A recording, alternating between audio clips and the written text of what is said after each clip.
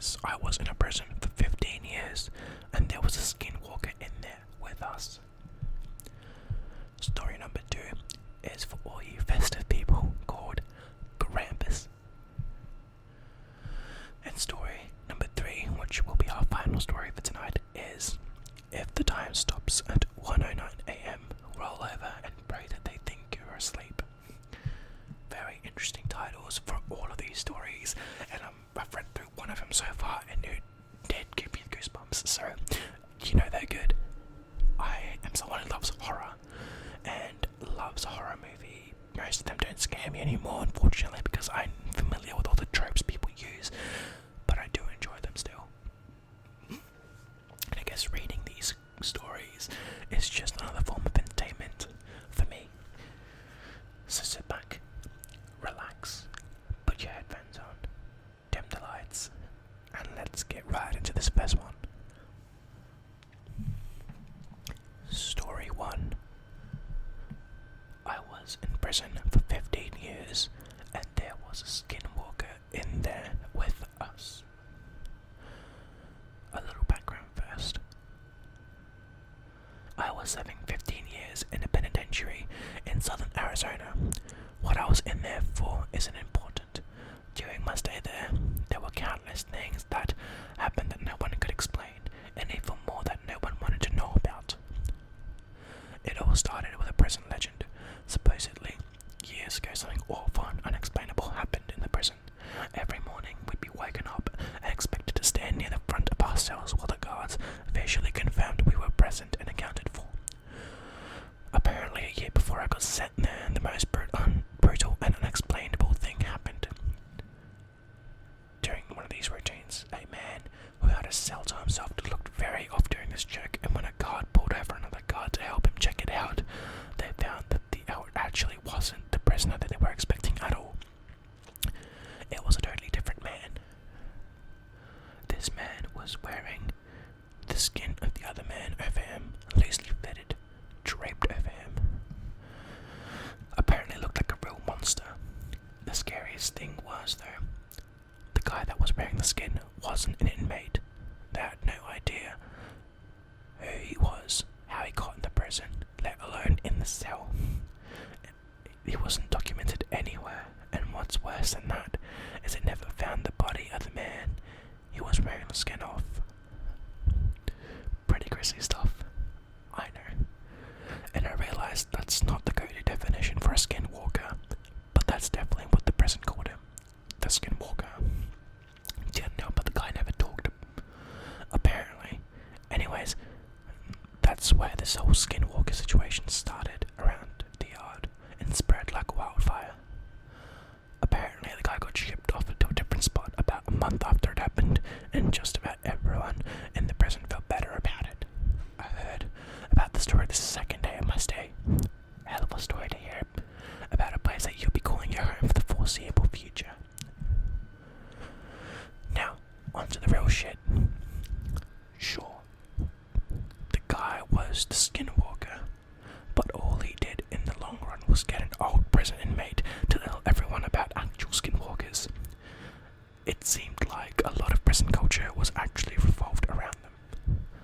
Now, apparently skinwalkers are tricky to point out on the spot, but if you manage to survive around one of them for more than a minute or two, almost everyone can tell the mannerisms are all off. They can mimic human speech but cannot replicate it. They twitch maniacally. They have an unnatural gait while walking, but apparently they got better with experience. The old inmate's name was Carl, and he said that he was sure there was actually one among the prisoners, slowly picking us off, one by one. He called him the Grandmaster Skinwalker at one point. Apparently, he thought it had human mannerisms down so well that you might not be able to tell if he was a cellmate for a day or two, and it had to be good. He posted one night. He would expect a skinwalker to jump at any opportunity to kill, but this one realized it had a revolving door of people to kill coming.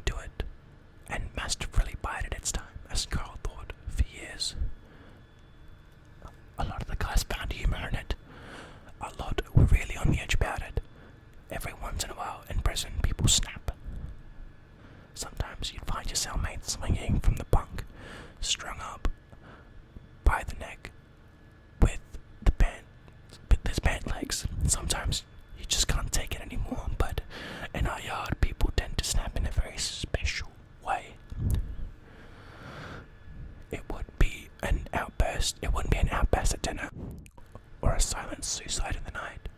Guys would stop talking, hunch over, and shuffle around. Any friendships they had would be mostly out the window. They would turn into a loner during rec times. They would let their hair hang in front of their face. No one liked to talk about it. Like, if they did, it would be them next. I felt the same way. I don't know if it was a skinwalker or people just going crazy, but I didn't want to find out. It wasn't clockwork or anything. But every time someone snapped in that way, it wasn't more than a couple of weeks before they were shipped off and transferred to God knows where without anyone knowing beforehand. Then there was the nighttime occurrences. Short, loud bursts of sound echoed through my cell block at all hours of the night on regular basis. It sounded like a mix between pigs' dying squeals and nails on a chalkboard. Just another thing no one liked to talk about. Even scarier were the shadows and footsteps. The block was dimly illuminated in the night by a few hanging ceiling lights outside of the cells. I myself saw shadows felt across my walls on a regular occurrence, when there were definitely no guards around my cell. One time, near the end of my sentence, I woke up, looked at the brick wall, and found a perfect silhouette of a person standing there. But when I looked at my bunkmate, he was dead asleep, and no one was outside my cell. And the footsteps, everyone hated the fucking footsteps. They were the scariest part in the night. Sometimes you could rarely hear, sometimes more rarely than the shadows, you would hear ungodly fast footsteps. They sound like wet feet splatting on the tile floor. Whatever caused them would fly on from one side of the prison to the other side. In a matter of seconds. It was ungodly. If you happened to be awake before it started, by the time you turn your head to look outside your cellmate, it'd be 3 cells past you. Everyone hated the footsteps. I agreed. I thought they were the worst. I was released from that place about a month ago, and I have many more stories that I can count. I swear it was nearly my turn. About a week before I got discharged, my cellmate and good friend of mine snapped. In the same kind of way. I didn't fall asleep for an entire week. Well, I did sleep, but it was for short bursts, minutes at a time, never turning my back to the guy. The scariest thing, I woke up one night to see him somehow shaking his body through the bars of our cell. For reference, I couldn't get anything past my shoulders through them. The worst part though, he was coming back into our cell. On the day of my release, I didn't say a word to him. I just left. He seemed fine with it too. I had done it. That was it. I survived 15 years of prison fights, gang disputes, and for all I know, skinwalker abductions. I left through the front gate a free man. As I walked along the fence of the rec yard, I spotted my cellmate standing off on his own. Like he had for the last week or so. I shook my head, not even sure if it was him anymore. I took one last look over the yard, but I wish I hadn't. There, standing off on his own, on the other side of the yard, was Carl, slouched over, eyeing the other inmates, twitching maniacally. That story gave me the chills again. Just summarising that story, basically, the guy was in prison for 15 years for some unknown reason. And there was skinwalker abductions. And, after the first attack that was publicly known, that news spread like wildfire. Once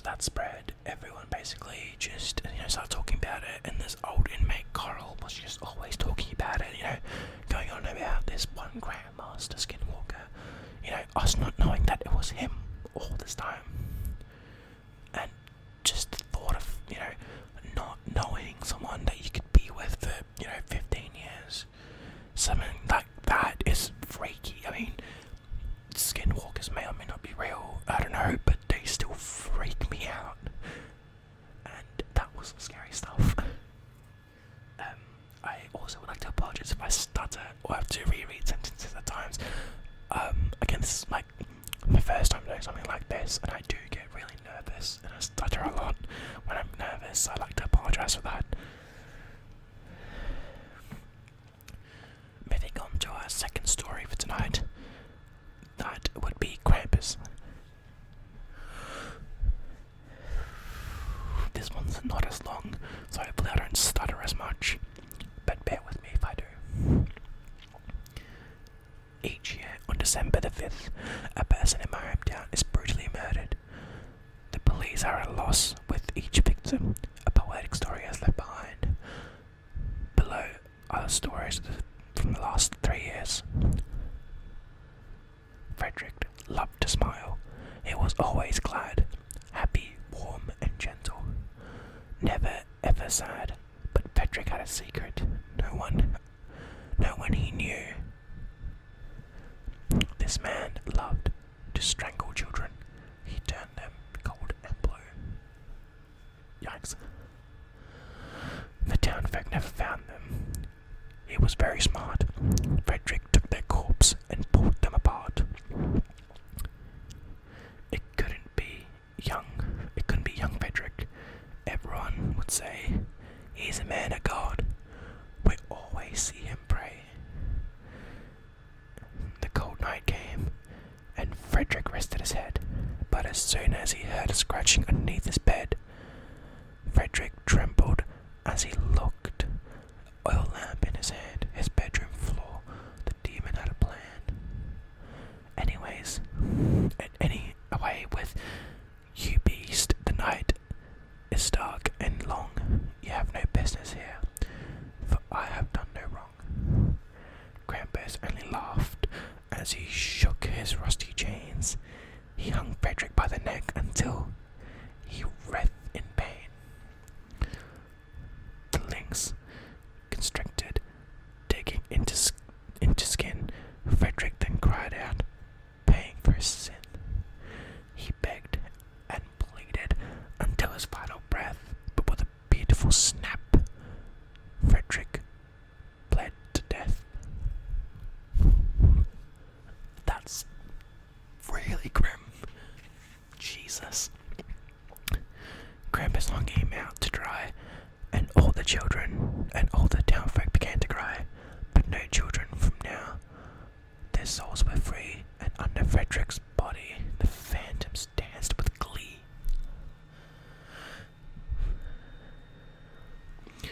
Greta loved herself more than she could bear. She never had enough and never ever shared. What was more, never more. It only need. Her envy grew and grew, and came with greed. Greta needed more, but money wasn't flush. She stole from her family to give her quite the rush. It is not enough. To herself she would say, I must have it all, there is no other way. Into her grandparents' home, Greta crept inside. They had many treasures, jewelries, gemstones, pride. But she looked about wealth. She did not find only ancient Krampus with something on his mind. Greta shrieked and trembled. Staring at his claws, she knew that this was no mercy from the evil Santa Claus. You shall have all the riches, Krampus said with a grin, and he gave them to her after he peeled off her skin. Jesus. Herman was a doctor.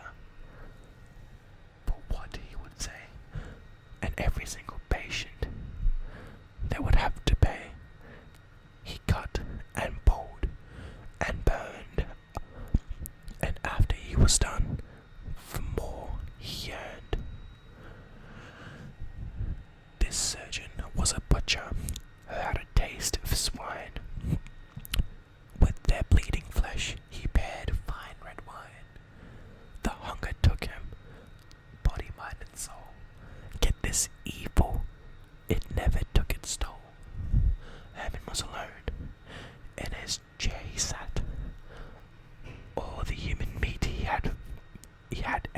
made him very fat. He drifted off to slumber and began to snore until an angry Krampus burst through his door. Herman couldn't move. He wet himself in fright.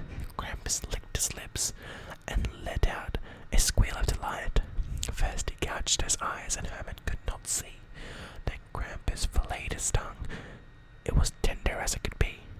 Christmas is joyous, full of love and cheer, but remember, the one we all fear. So now be kind to one another and show love and heal to text, or Krampus will find you and you'll certainly be his next. That was quite short and honestly better than I was expecting. I thought it was going to be some convoluted story about Krampus all over again, because if you haven't seen the 2015 movie, it was quite entertaining, but it was quite long and weird and had a twisted ending. But I did really enjoy that, so kudos to you, Mr. Rage Gear, I think your name is. I'll see if I can find some more of those for the next episode, but that was quite enjoyable. And now, for the final story of tonight. Little bit of a long one, and the title for this one is called If the Time Stops at 1:09 a.m. Roll over and pray that they think you're asleep. The title basically says it all. If you're wondering who they are, well, that's the strange part. It's your family, or roommates, or whatever. I've never heard of this happening before, so I'm not sure what I can really do about it, other than just pretend that I'm asleep, of course. That's the only thing that really seems to keep them decoiled. Let me explain what's happening in a little more detail. This has been going on for the past 3 nights now. I didn't think much of it at first, because honestly I think they were just pulling a prank on me until last night when I was attacked by my wife. The first night was pretty early night for us. My wife Kingsley and my 2 twin boys Eric and Aaron. All of us were out cold by 9 p.m. We had a pretty long day of spinning wood to stock up for the upcoming winter. That night I woke up to an odd silence in my house, like everyone had just left and I was alone in the house. I grabbed my phone and checked the time. It was 1:09 a.m. I rolled over, checked if my wife was still sleeping. When I found the bed empty, I sat up and looked around. The house was pitch black. Other than the whole light by my boys' room we left on with the dim light, I could see 3 shadows cast along the hall as my bedroom door was left open. Kingsley, I said. I could see all 3 shadows twitch to the sound of my voice like they were startled. Kills. I called out a little bit louder. This time a shiver was sent down my spine as the 3 heads of the shadows looked in my direction. What the fuck? I whispered to myself, tossing the blanket off from me as I got up to investigate. I tiptoed to my door with a feeling of unease growing in the pit of my stomach. Once I got to the door, I peeked around and was pretty creeped out by what I saw. Kingsley and the boys were standing still as statues with their bodies turned towards the boys' room. Their necks, however, strained to stare directly at me. Huge smiles that looked painful to maintain plastered all among their faces. What the hell are you guys doing? I asked with a chuckle, thinking they were joking. Now that I think about it, it didn't make much sense as to why they were joking. After all, why would they get up in the middle of the night with no guarantee that I'd even wake up? Their bodies made an unnatural twitch at the sound of my voice, which made me jump back in surprise. This was when I really started to think something might be wrong. A feeling of dread washed over me and I began to sweat. Then the source of the clock, then the sound of the clock on the microwave beeped as if it reset, rang through the house and made me jump in the air as I let out a startled yelp. My boys turned instantly and walked back into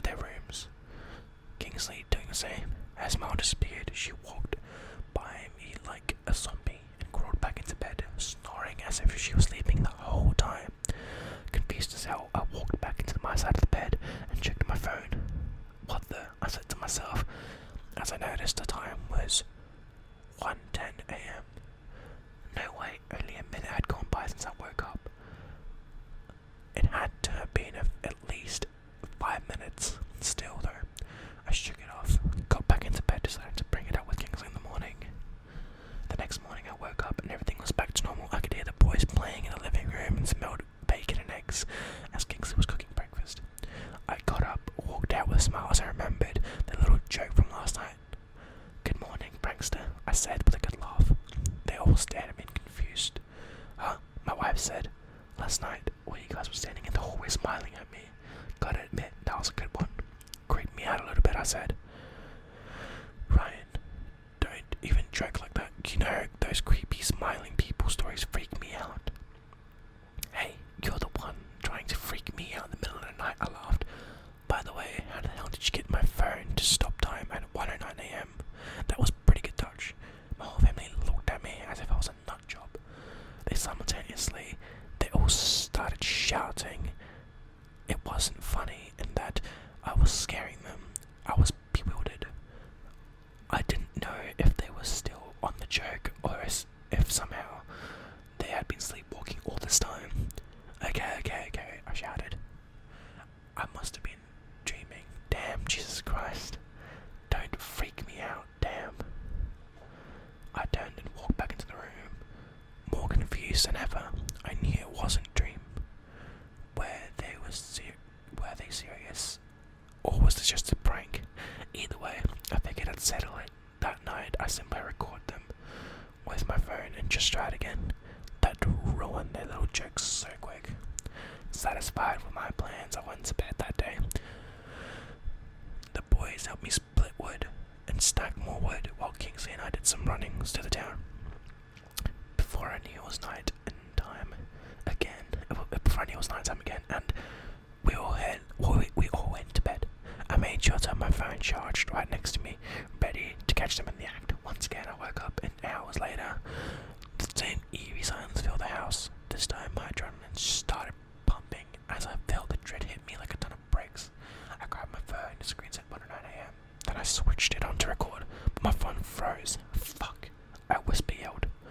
I looked over at the hall and seen the same shadows before. This time a little bit closer. My blood ran cold as I noticed out in the corner of my eye the TV was left on, but the picture was froze.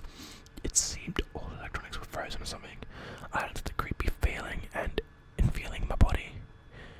I got up once again and tiptoed around the door, peeked my head around, and covered my mouth to stiff full yelp. Kingsley and the boys were standing facing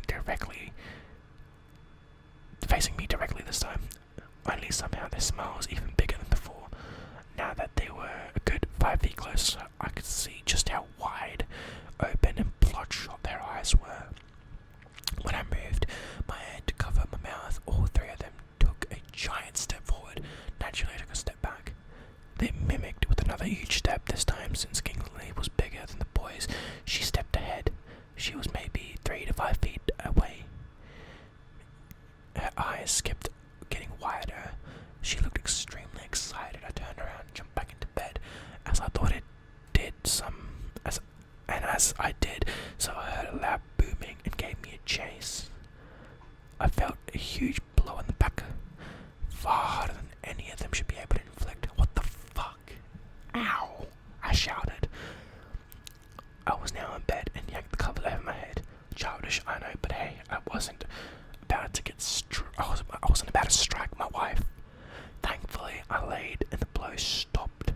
I heard heavy breathing from what I assumed was Kingsley, and only it sounded way too deep and raspy. Then the breathing stopped altogether, and silence filled the room. "I know you're not asleep," she whispered. Just then, the beeping in the microwave filled the house and the TV resumed. I heard the sound of the footsteps leaving the room, and the boys went back to their room, followed the pressure next to me. In the bed, Kingsley climbed into bed. Under the covers, I quickly grabbed my phone. It said 1:10 a.m. This didn't make any fucking sense, I said. I did my best to go back to sleep, but needless to say, I didn't sleep much. I tossed and turned as I tried to figure out what the hell was happening. I tried to figure out what the next step to take was. The only thing I could think of was to pretend so the lack of my body movements seemed to stop the blow somehow.